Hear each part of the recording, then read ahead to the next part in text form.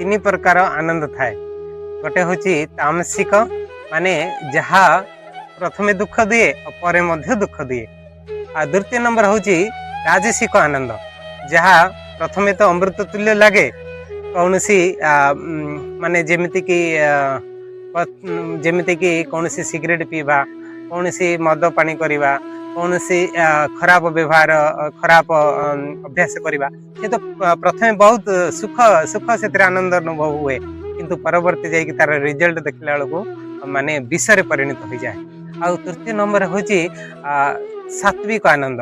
सात्विक आनंद माने जेमिति गोटे विद्यार्थी प्रथमे तो ताको पढ़ा को भल लगे प्रथमे तो ताको कौन सी जिनस करने को भल लगे किंतु तार रिजल्ट देखला बेलू से अमृत तुल्य माने रिजल्ट बहुत भल थाए। कौन सी आध्यात्मिक अभ्यास हो गला आध्यात्मिक प्रथम प्रैक्टिस